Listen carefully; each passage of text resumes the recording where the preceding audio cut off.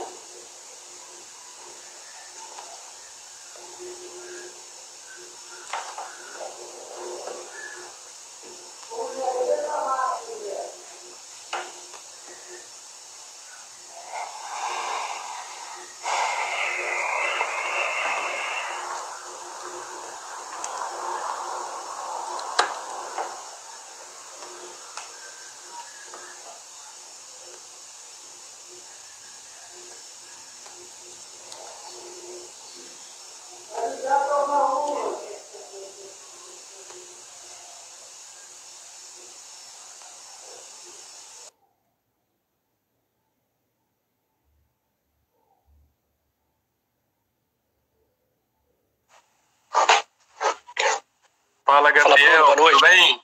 Boa noite. Tudo jóia? Como é que Tudo tá bem com você? certinho? Tudo bem. Tudo bem, sim, graças a Deus. 100%. Sim, Satisfação aí, fala contigo. Igualmente. Você é muito mais bonito aí no visor do que lá nas fotos do Instagram. Tá bom. É que eu dei uma penteada no cabelo, né? Depois de tomar o banho aí. Sim, você fez uma arrepiada aí bacana aí. Eu tava bem grande o cabelo. Eu não tava conseguindo pentear direito, você já viu, né? É bom, eu também gosto de fazer de vez em quando dar uma parada aí. Deixar o cabelo bem baixinho é bom. Gabriel, eu queria agradecer essa oportunidade de você conceder esse tempo para conversar contigo a respeito do trabalho da CUFA, de como é que tem sido esses dias aí de epidemia, né, de pandemia. Eu queria agradecer a oportunidade. O Gabriel, ele se colocou à disposição desde a primeira vez que eu convidei para esse debate, para essa conversa, né, sobre o trabalho da CUFA. E fica aqui já meu agradecimento. E agradecer as pessoas que estão aí entrando, tem aí já 5 pessoas, 6, e aos pouquinhos elas vão entrando e vão aí participando da nossa conversa, e à medida que a conversa for desenrolando, talvez vá surgindo aí algumas perguntas, a gente vai aí atendendo o pedido das pessoas. Agora eu queria que você fizesse, Gabriel, assim, uma apresentação. É lógico que a CUFA dispensa de qualquer apresentação, assim, é uma associação muito conhecida, né, de serviço social, mas assim, para aquelas pessoas que ainda não tiveram a oportunidade de saber o que é a CUFA, o trabalho da CUFA, vamos dizer assim, conversando com uma pessoa leiga que está aí, às vezes, a meia parte da vida ali, trabalho, casa, não sabe o que se passa na realidade brasileira, né? A gente sabe que aí dados do IBGE apontam aí cerca de 11 milhões de pessoas vivem em situação de favela, não é isso? E a gente sabe que existe aí uma extrema desigualdade na cidade, né? A forma como a cidade ela se organiza. E às vezes esses grupos não se encontram, né? Às vezes são ali ilhas de ideologias, de pensamentos diferentes, e acaba que às vezes não casam, não se encontram. Eu queria que você fizesse uma apresentação assim bem básica do que é o trabalho da CUFA e de como é que tem sido o seu dia a dia nessa pandemia. Perfeito, Bruno. Primeiro eu te agradeço aí pela oportunidade. Eu acho que é muito importante a gente poder sempre bater esse papo, abrir essa linha de comunicação e com setores diferentes, pessoas diferentes também, né? Porque a gente vai fazendo um somatório de ideias, somatório de informações e, consequentemente, um somatório de práticas. Eu acho que esse seria, de certa forma, um grande fim. A CUFA é uma organização que ela existe há mais de 20 anos, né? Quer dizer, Central Única das Favelas. Ela surgiu no Rio de Janeiro e foi fundada pelo Celso Ataíde, pelo rapper MV Bill. Na época eles queriam eles queriam encontrar plataformas locais que eles pudessem se expressar, né, enquanto jovem, enquanto juventude, mostrar potencialidades, porque realmente se mostrava muito carência. E qual seria a melhor forma de trazer essa linguagem jovem, favelada, né, como forma de expressão? Então, nada melhor do que se criar uma plataforma para isso. Tá? E as ações passaram a ser desenvolvidas tanto em arte, cultura, literatura, esporte e afins, e ações sociais também. Aqui no estado, ela existe há mais ou menos 5 anos. Eu assumi essa coordenação, fui convidado para ela a partir de junho de 2019. Então, dali para cá, a gente começou a fazer uma série de ações também, organizar uma equipe, estruturar, e estamos ainda nesse processo de estruturação, né? Então, a gente teve 6 meses aí do ano passado, esse início desse ano, que a gente estava se organizando para começar a fazer as ações, vem a pandemia também. Então, a gente teve que refazer um ajuste e focamos 100% nas ações sociais, certo? Deixamos um pouco parado as demais frentes para focar aí nesse combate à pandemia nas favelas. Então, seria basicamente essa história. Interessante. Eu conheço o MV Bill, gosto das músicas dele, conheço bastante coisa do MV Bill, e eu queria que você deixasse assim, o que seriam essas ações sociais que vocês têm estabelecido com a CUFA nas favelas? Quais são os métodos, qual é o serviço exatamente? Define quais são os tipos de serviços que vocês têm agilizado nesse processo todo da pandemia? Perfeito. Nós estamos focando principalmente na questão de arrecadações de itens de alimentação, limpeza, higiene pessoal, álcool 70, brinquedos também. Por quê? Nas favelas nós temos aí um índice de vulnerabilidade gigante, né? E na pandemia as pessoas, em sua maioria, trabalham de forma autônoma e devido à pandemia, da quarentena, elas não conseguem sair para tirar sua renda. Então, a alimentação é o ponto crítico disso tudo.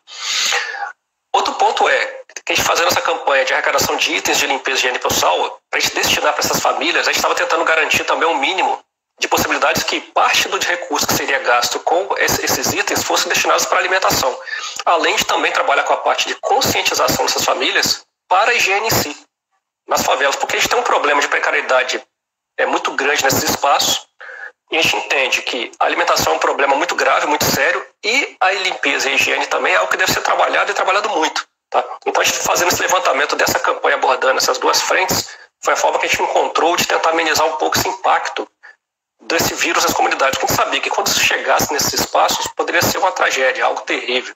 Tá? Então, a gente abriu essa campanha aí desde há mais ou menos 3 semanas, há 4 semanas no caso, né? E começamos a trabalhar nas comunidades que a gente já tinha feito ações previamente. Então, isso desde o ano passado, da metade do ano passado para cá, fizemos uma série de ações em algumas regiões da Serra, Cariacica. A gente estava começando a expandir para Vitória e Vila Velha. E a partir daí nós mapeamos, já tínhamos famílias mapeadas e também tínhamos contato com liderança de alguns locais. As nossas ações normalmente elas não são ações invasivas, né? Nós fazemos normalmente as ações nesses espaços sempre em parcerias com as lideranças locais, que seja de associações de moradores, de coletivos existentes.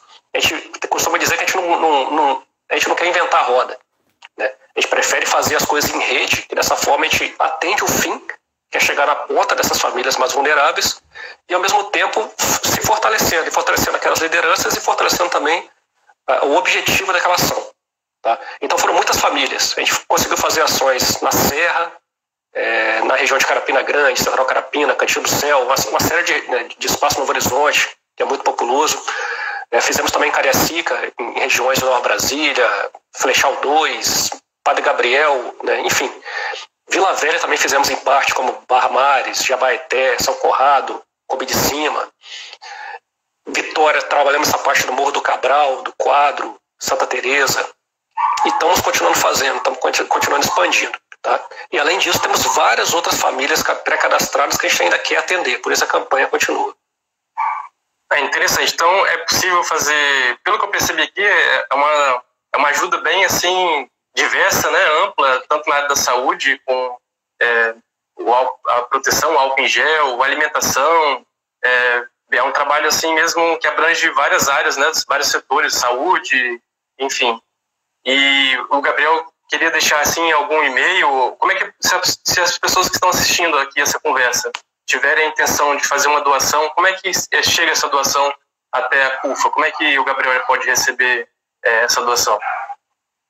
Então, nós temos as redes sociais, tanto no Instagram, né, quanto o Facebook, também o Twitter, que ali nós vamos postando as nossas ações, que também é uma forma das pessoas estarem acompanhando, né, nosso passo a passo que nós estamos fazendo, até os doadores também acompanhando o nosso trajeto.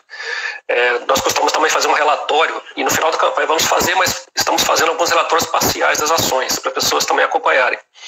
Mas nas nossas redes sociais, você vai ter, o pessoal tem o nosso contato, tanto o meu, né, enquanto presidente, mas também tem do Luciano Furtado, que é um dos coordenadores de ações, da Lisandra Félix também. Então pode nos mandar também mensagens, solicitações por e-mail, que é cufaes.es@gmail.com. O meu telefone pessoal também está presente, tá? Então pode me acessar, me acionar, eu respondo a todo mundo. Ok? E a gente abriu a conta no PicPay, também específica para essa campanha, e temos também uma conta jurídica voltada específica para essa campanha, para facilitar. Então a pessoa às vezes quer fazer doações de itens de alimentação, de limpeza e afins, nós podemos buscar ou receber em pontos de coletas que nós temos no município. Se a pessoa quer doar valores, por exemplo, pode ser por conta ou PicPay, ou seja, da melhor forma possível. Tá? Entendi. Então, o Instagram também, a conta do Instagram, é possível dialogar com o Gabriel responde, pelo menos a mim tem respondido sempre ali pelo Instagram, pelo WhatsApp, está sempre ali bem presente. Gabriel, quantas pessoas hoje tem na sua equipe, na equipe da CUFA? Eu acredito que boa parte deve ser voluntários, né? Mas quantas pessoas hoje são integrantes dessa associação aqui no estado do Espírito Santo? Então, na CUFA somos todos voluntários, né? Embora seja uma ação muito forte que nós fazemos, mas nós contamos exatamente com as pessoas de boa vontade, mas não só de boa vontade, a gente costuma dizer, né? Mas de boas ações também.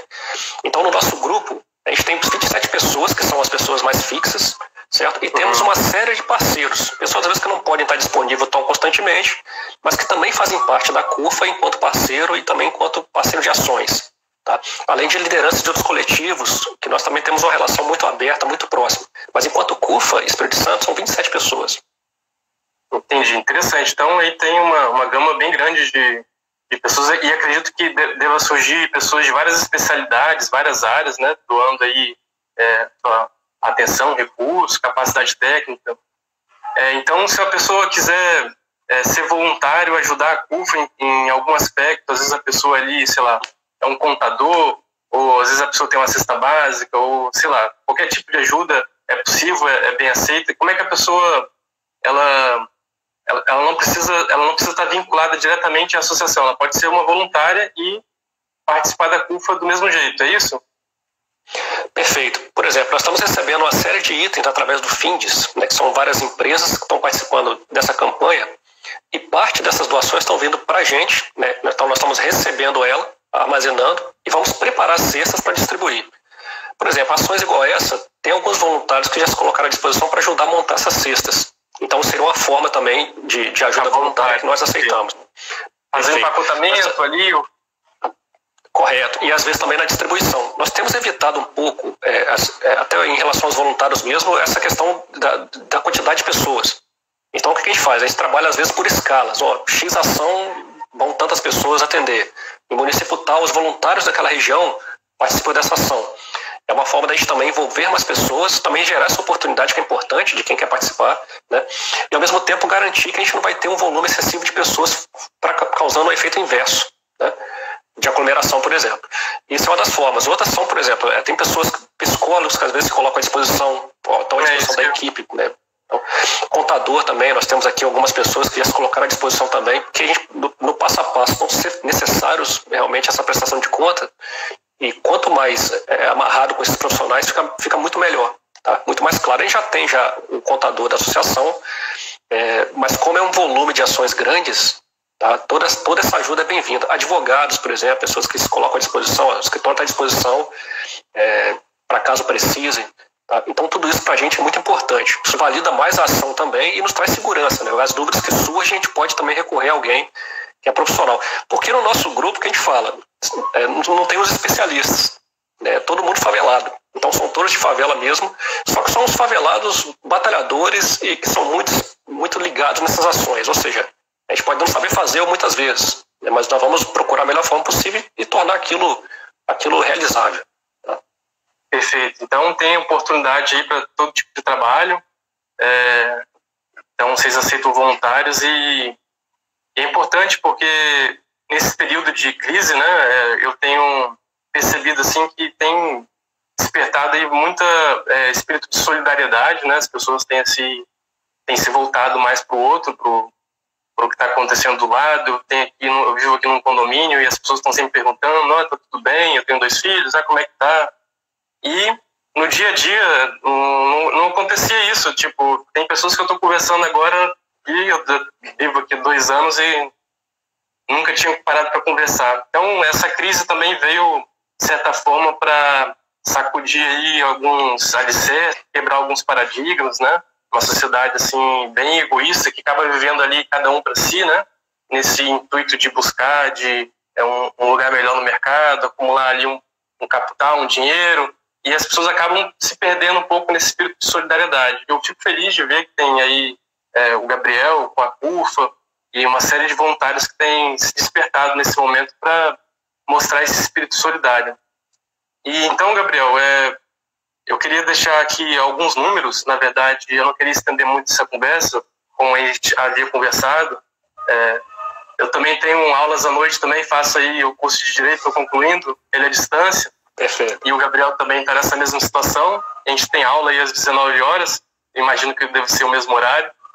E eu queria deixar assim alguns números de estatísticas. Você já deve ter ouvido falar do Atlas Brasil, o PNAD, tem lá coleta os dados para o IBGE, enfim, e para uma série de outros institutos de pesquisa. E ele vai me trazer... Eu fiz um contraste na cidade de Vila Velha, e para fazer assim mesmo uma caricatura, sabe?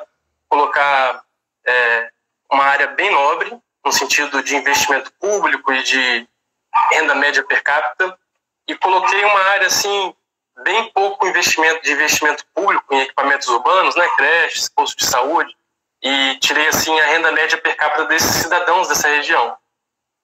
E eu cheguei, Gabriel, a um número assim absurdo de desigualdade, sabe?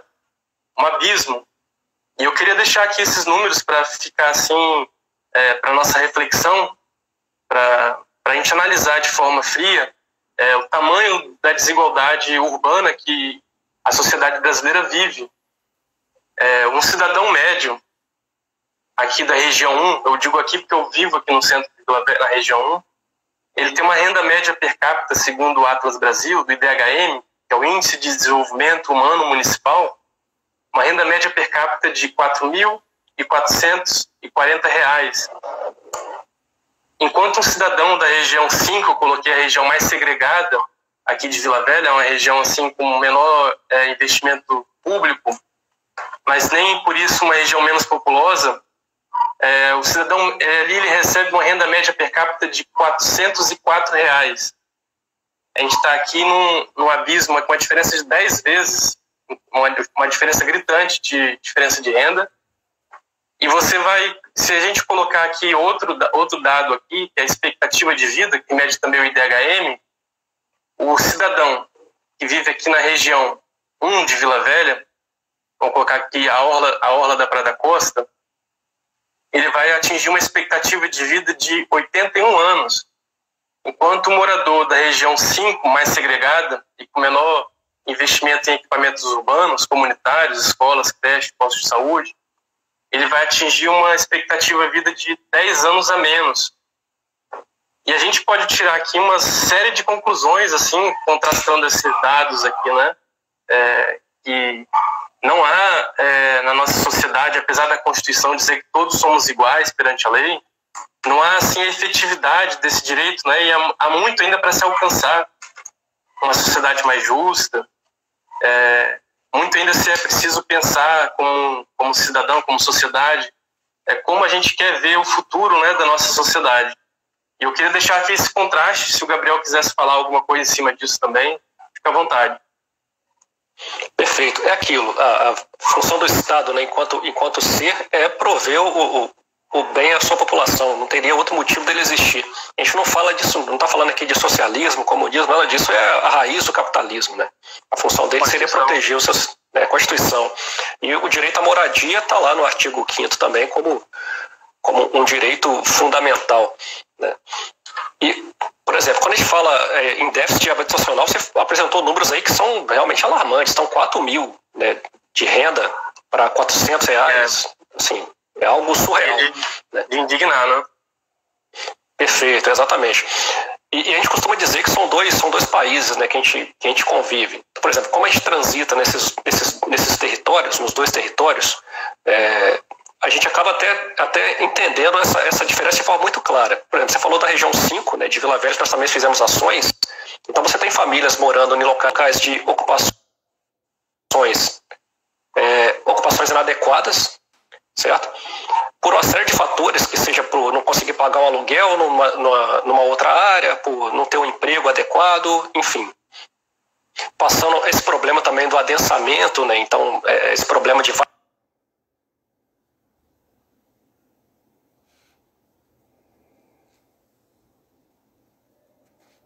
esses dois problemas, você é especialista nisso, então você entende bastante sobre essas questões, mas a gente tem esse problema de ter na mesma residência, e não na residência, no mesmo dormitório, várias pessoas, né, compartilhando esse mesmo espaço. E a gente tem um problema também de várias famílias, às vezes compartilhando esse mesmo espaço, né? O pessoal está falando que está travando aqui. Você está me ouvindo bem? Não, mas estou ouvindo bem. Eu acho que agora deve estar chegando atrasado aqui algumas mensagens aqui. Mas eu estou ouvindo bem. Então, Gabriel, é exatamente isso, né? O déficit habitacional ele comporta toda essa gama de variáveis aí, famílias em adensamento, pessoas que estão tendo um ônus excessivo com o custo do aluguel, né? Pessoas que não têm casa. Então, entram aí num grupo de risco, né? Onde são pessoas que não têm acesso a esse direito fundamental, que é a moradia digna. Não é qualquer moradia, é uma moradia digna. E a gente percebe que falta muito ainda, né, como sociedade, o Estado, né, para se alcançar esse direito a todos. E eu me perdi aqui o que estava falando. Se Gabriel podia continuar o que estava dizendo. Perfeito. E uma coisa importante é a necessidade da sociedade como um todo participar desse processo de melhoria, né? Então, tanto o Estado. Então, a gente tem um município, por exemplo, você deu os dados, por exemplo, de Vila Velha, e a gente tem Vila Velha como o segundo município, né, com o maior déficit habitacional, né, do Estado. Atrás da Serra, né? Atrás da Serra, perfeito. Então, a gente tem o Estado que precisa fazer a sua parte, as pessoas também, né, o cidadão, e as empresas também. Então, por exemplo, nessas campanhas, a gente procura envolver a todos, porque não basta apenas um, né? A gente vem, por exemplo, falando sobre isolamento, e não adianta a gente fechar os comércios, as pessoas também não estão conscientes da sua participação em evitar circulação, evitar aglomeração, enfim. Então, essa necessidade realmente não se esperar de alguém, é fazer com alguém essas ações, né? E a favela não fica fora disso, porque é a base da pirâmide que mais sofre os efeitos dessa desigualdade, por exemplo. E esse momento, Gabriel, ele é muito importante, assim, a gente se rever como sociedade, não é, como indivíduo, e nos traz, assim, uma série de questões. E uma delas eu tenho refletido muito nisso nesses últimos dias, nesses últimos 40 dias aí que a gente está nesse distanciamento social, a importância que é esse direito, né, fundamental, esse direito que é o abrigo, a moradia digna. Eu fico cada vez mais assim, convencido de que esse direito é um direito basilar, não é? Ele não só protege os aspectos físicos do corpo, mas também como ele protege os aspectos psíquicos, né? O indivíduo para se desenvolver socialmente, para desenvolver as suas habilidades cognitivas, para conseguir traçar estratégias de sobrevivência, ele precisa dessa segurança que só a moradia pode dar para esse indivíduo, né? E fica cada vez mais claro para mim a importância que é esse direito a uma moradia digna. E essa crise ela tem me mostrado isso, né? E eu fico muito assim aflito quando vejo assim dados e estatísticas mostrando o quão duro tem sido essa pandemia com as pessoas em situação de favela. Então, por isso que é muito importante aqui o Gabriel trazer aí essa realidade, que é uma realidade distante da minha, muito distante da minha realidade, apesar de eu não ser assim um alienado ou só uma parte alienado, né? Mas eu tenho essa consciência de que há essa grande desigualdade e consigo perceber nesses números todos, né, que eu acabei dando aí. Hoje a gente tem um déficit habitacional, segundo o IBGE, em Vila Velha, de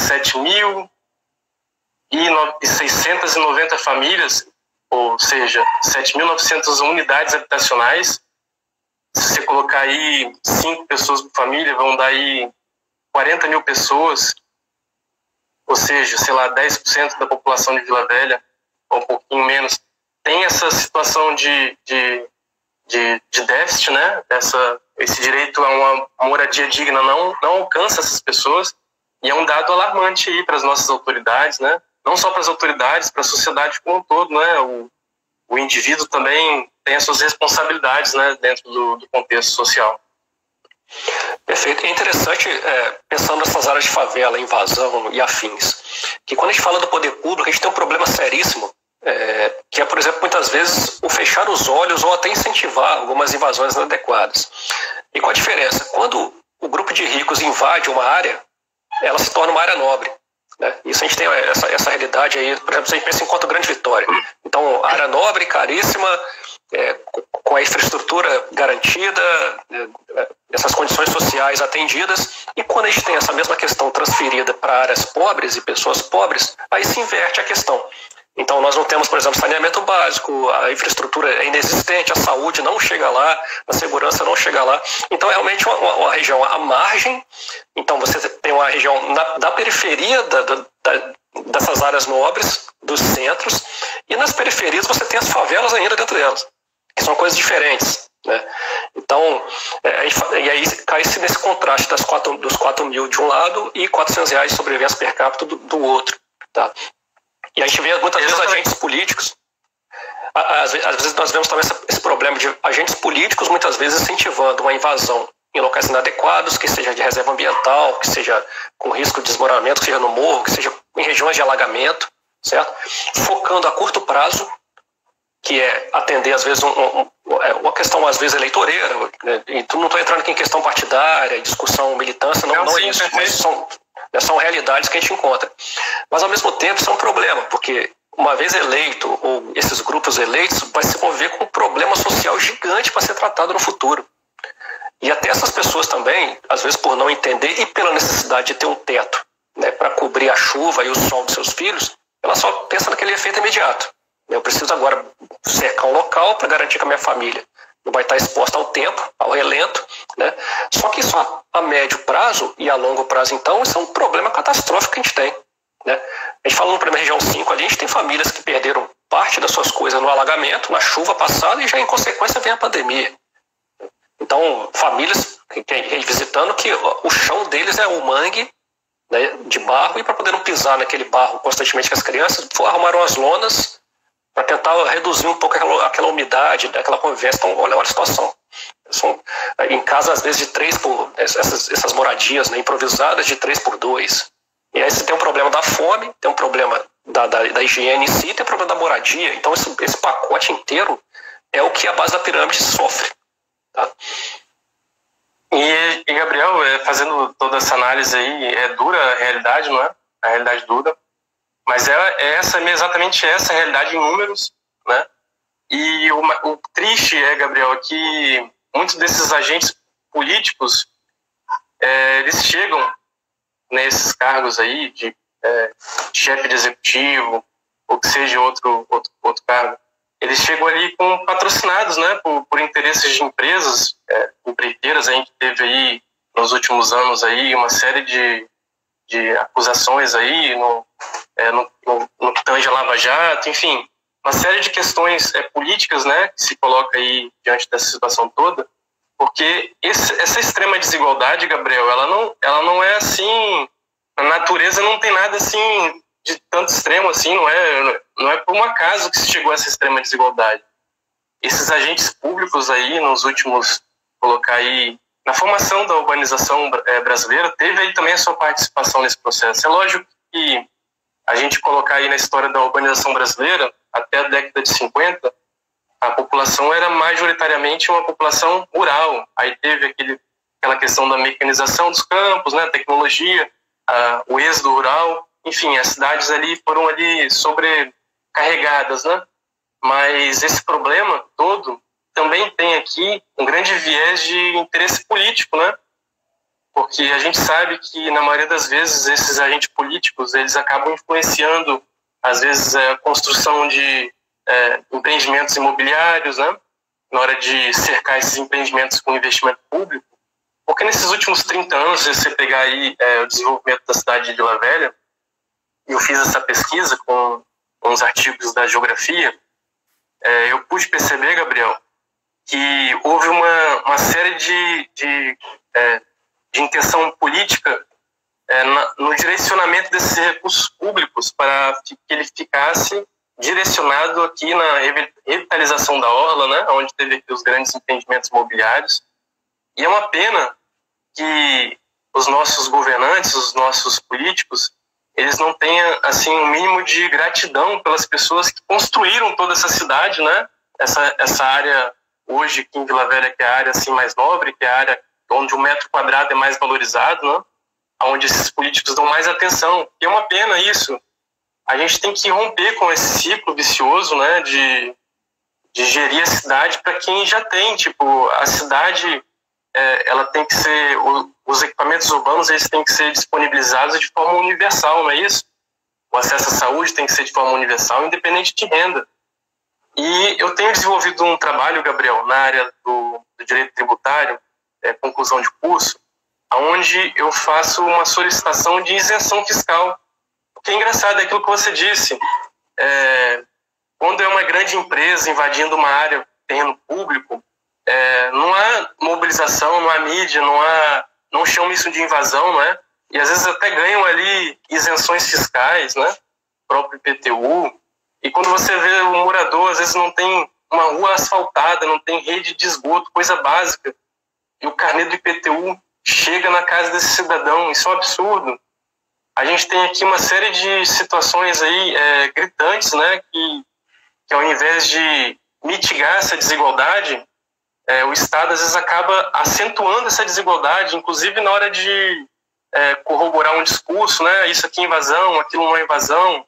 Perfeito, você colocou aí uma situação que é muito corriqueira nas cidades brasileiras, que é essa questão quando o pobre sem casa, ele ocupa com a finalidade social um espaço e é tido como invasão, mesmo que aquele espaço não esteja ocupando, não esteja na sua função social, né? A Constituição garante lá que a propriedade ela é um direito, mas ela não é absoluto. A propriedade ela tem que cumprir a sua função social. E a gente vê que o direito não tem sido cobrado igual para todos, assim, nesse sentido de levar em consideração a capacidade do contribuinte. Por exemplo, hoje em Vila Velha, você tem uma alíquota do IPTU, que é de 0,25, e ela incide sobre o imóvel de R$100 mil, um imóvel de 50 mil, ou um imóvel de 1 milhão, 5 milhões. Ou seja, é um tratamento que não leva em consideração a isonomia, né? Você tratar o contribuinte de acordo com a sua capacidade de contribuir, você levar ali uma variação da alíquota. São Paulo já aplica isso, e Vila Velha ainda continua nesse sistema de dar uma alíquota injusta. Então, há uma série de mecanismos aí que o ente público, o município, por exemplo, a Constituição vai desenhar isso claro, que cabe ao município, ele tem o dever de regular esses espaços urbanos, esses imóveis vazios, que estão aí para especulação, meramente especulação imobiliária, né? O município deve ali aplicar a notificação, né? Ainda na fase administrativa, ou proprietário, esse imóvel está parado, dá uma função social para ele. Aí o proprietário não dá, aí vem o IPTU progressivo, até chegar na última e a mais grave, que é a desapropriação, e mesmo assim pagando indenização, né? Então o município tem se mostrado aí nesses últimos anos aí, pelo menos eu sou morador de Vila Velha há uns 30 anos, e eu vejo o município assim muito inerte nessa questão de mitigar, né, dirimir essa extrema desigualdade que tem no município. E eu vejo aí a ferramenta do IPTU uma ferramenta excelente para trazer assim, essa intervenção urbana, para trazer mais igualdade e justiça social, porque as cidades brasileiras carecem de justiça social. É muito desigual. Perfeito. Esse é um problema, não Vila Velha, né, mas é um problema Brasil, dessa desigualdade, dessa falta de isonomia, como você falou. Só que, ao mesmo tempo, se a gente pensar enquanto capitalismo, né, voltando a dizer, não faz sentido esse tipo de desigualdade, isso não é saudável para ninguém. Né? Por exemplo, a gente vê as pessoas... Então a gente tem um problema político, tem um problema econômico também aí, que também pode ser a solução. Então, agora nesse período de pandemia, por exemplo, nós temos empresas e alguns governos pedindo para o trabalhador voltar, né, para o seu serviço, para a economia girar, para o sistema não quebrar. E aí se percebe a importância dessas pessoas, que quem mantém o sistema é exatamente o favelado, é a pessoa de periferia. Né, quem faz a indústria funcionar, quem limpa a cidade, quem deixa os sistemas essenciais, né, de pé. Ou seja, não é saudável para um Estado, para um município, para um governo, enfim, que esse mesmo povo não tenha condições de fazer essa máquina girar, que seja tendo alimentação adequada, que seja tendo um meio de habitação adequado. Né? A escravidão no Brasil, a gente voltando um pouco na história, foi uma exigência vindo da Inglaterra para se gerar exatamente mão de obra. A escravidão já não fazeria sentido. Então, essa intenção de se gerar mão de obra para atender esse mercado. E aí nós tivemos uma situação invertida. Né? Então, por exemplo, os escravizados colocados na rua, ocupando espaços inadequados. Depois nós vemos esse período de limpeza das cidades, de urbanização, em que essas pessoas foram expulsas das suas habitações para se abrir espaço para a chamada modernidade, e eles passam a ocupar essas áreas regulares. Então, o Estado expulsa essas pessoas para um lugar ou seja, tem que se virar de áreas irregulares. Depois se cria, por exemplo, uma lei de combate à ociosidade, por exemplo, em que se uma pessoa estivesse na rua, né, sem trabalho, sem fazer alguma coisa, poderia ser presa. Por exemplo, essa lei vigora até hoje, né? Então, foi acionada, inclusive, em alguns estados, né, do Brasil, que interessante isso. Então, não se provia a moradia, o emprego, a comida, né? E, ao mesmo tempo, ele é impedido de exercer, de ocupar aqueles espaços urbanos, por exemplo. E aí você começa a ter essas ocupações desordenadas. E o poder público, às vezes, e o poder econômico,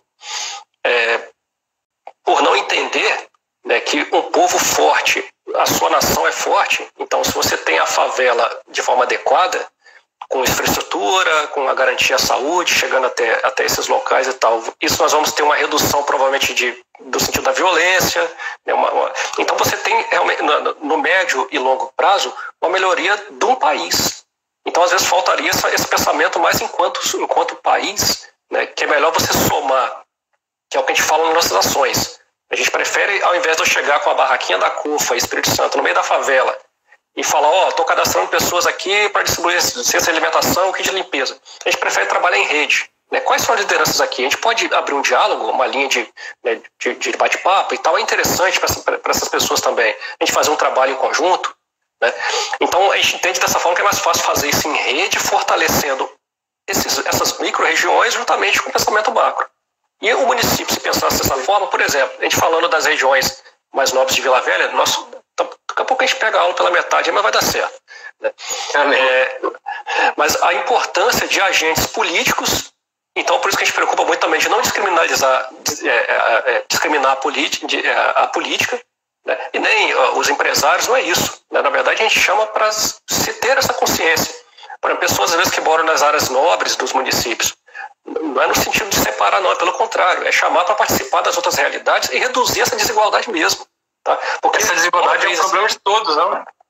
Perfeito, porque no final, se um sistema se colapsa, isso respinga em todo mundo. É o que a gente costuma dizer, imagina a favela com fome e sem ter uma expectativa de onde tirar isso. Né? E imagina um mercado lotado de comida. Imagina uma empresa lotada de coisa. A gente teve um exemplo na greve da PM, né, aqui no estado, coisa simples. Né? E mesmo assim os favelados se mostram extremamente dignos. Né? Ou seja, preocupados em pagar sua conta, preocupados em trabalhar, então você vai nesses espaços, eles estão preocupados em poderem trabalhar e trazer o sustento para a família. Porque até você levando, às vezes, uma alimentação, alguma coisa, isso ele se sente, às vezes, até um pouco constrangido, embora a gente saiba que isso é uma situação emergencial. Né?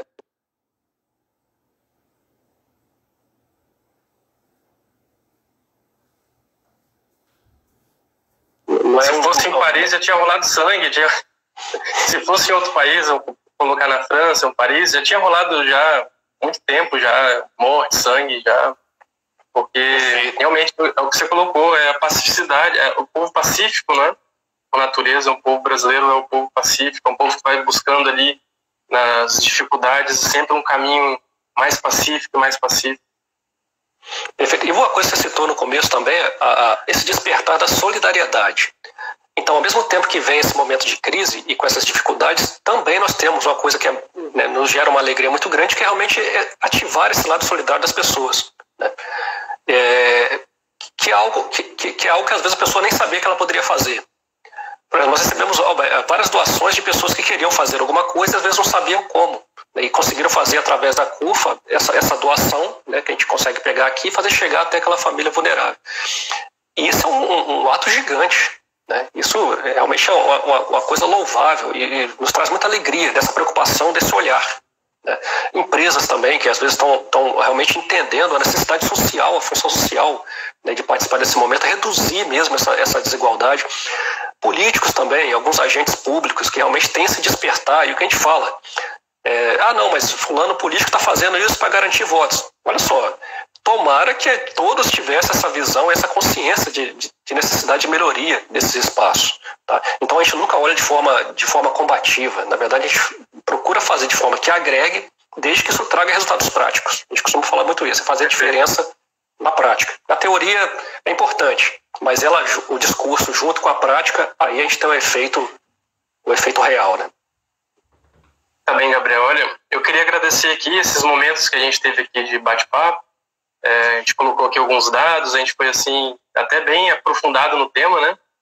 E eu queria agradecer a oportunidade e a disponibilização do tempo do Gabriel aí para conversar sobre esse assunto que é tão importante, não é? E é tão real no nosso dia a dia, que é essa desigualdade que, só o que você disse no início da conversa, são dois países que convivem, né? São dois países dentro de um país só. É importante a gente trazer à luz essa questão, que é a questão das favelas, da moradia digna e do acesso a esse direito fundamental. Quero agradecer aqui as pessoas que assistiram aqui, que acompanharam, e fica aí os agradecimentos do Gabriel. Eu agradeço imensamente aí pela essa oportunidade de estar batendo esse bate-papo, batendo esse papo, né? Abrindo essa linha de diálogo com um tema que é extremamente importante. Então, ele compõe a base de tudo na sociedade. É esse ter aonde dormir, em segurança, né? Se protegendo do sol, da chuva, e imagina isso para os filhos, tá? Então, satisfação. As pessoas também que estão aqui presentes, que vieram acompanhar também, muito obrigado. Eu acho que é isso, tá? Convido também a todos a acompanhar as nossas ações, as redes sociais. Meu contato também é sempre aberto. Eu posso demorar a responder em alguns momentos, mas eu sempre respondo, tá? Então, estou à disposição, imensamente grato, e a campanha continua. Vamos em frente. Isso aí, Gabriel. O que você puder, se precisar de ajuda, pode contar comigo. Mandar e-mail, mensagem. A gente vai socorrendo aí e conversando mais sobre esse tema aí. Quem sabe a gente marca uma outra conversa mais pra frente aí. Muito obrigado mais uma vez, muito obrigado. Vou encerrar aqui e a gente vai se falando aí. Beijão a todos. Abraço.